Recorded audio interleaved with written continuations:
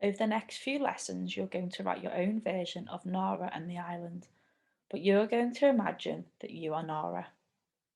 We're going to split the story into a beginning, a middle, and an end so you can write each section over the next 3 days. You're going to use your plan to help you, and it will help you remember what happens in each part of the story. So today we're going to write the beginning of our story, and we're going to be focusing on how Nara felt before and during the journey to the island. So looking at our plan, I know it looks like a lot, but we are going to write about the first 3 pictures, and we can include lots of detail here.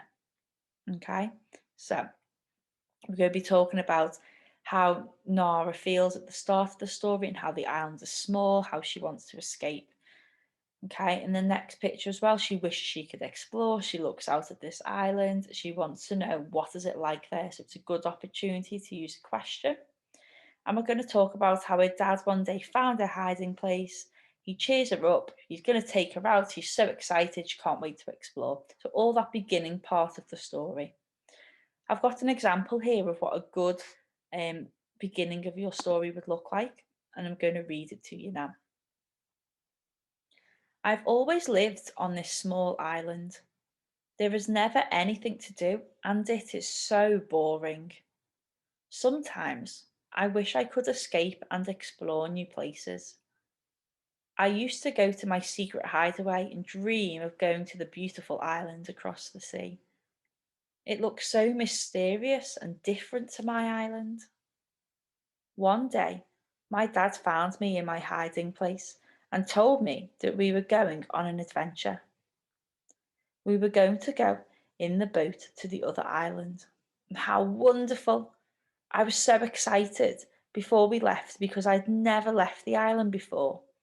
I'd spent so many hours looking at the clear blue sea, dreaming of visiting the other island, and now it was finally going to happen. The boat was broken, but now Dad had fixed it, and we could start our adventure. What was the other island going to be like? I couldn't wait to find out. Okay, so I wrote some sentences about how it's small, I'm bored, how I dream about going and exploring the other islands, and then we talk about Dad's coming to find us, and he's telling us we're going to go on an adventure. So here are some good things you need to include in your writing to make sure it's a good beginning. So capital letters. If I look here at my writing, I've got capital letters every time I've used the word I. You're going to use this a lot in your writing this week because remember, we're not saying Nora did this, Nora did that.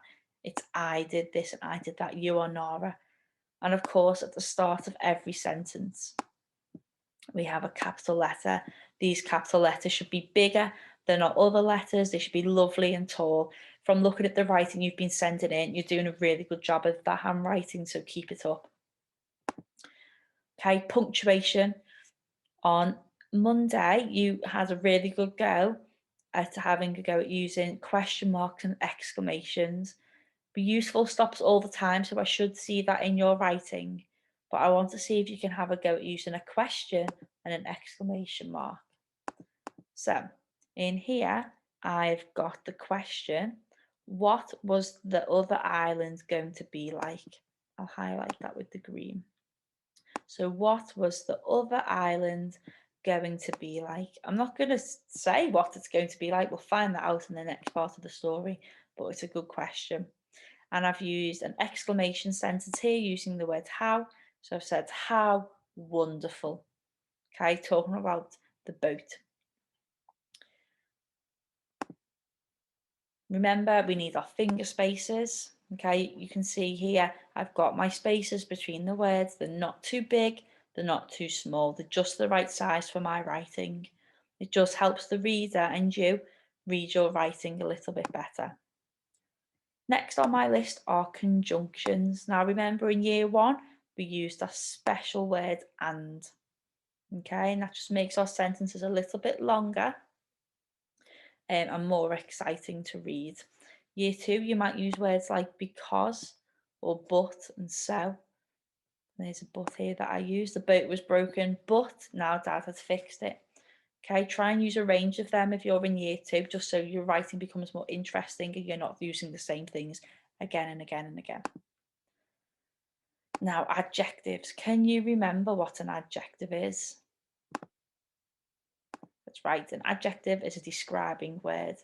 Okay, so a secret, hideaway, secret is a describing word for telling you what it's like. Small island. And there was one I used about the sea. Can anyone remember? I've got two here. I've got clear and blue. You can use some of my adjectives if you want to, or you can think of your own.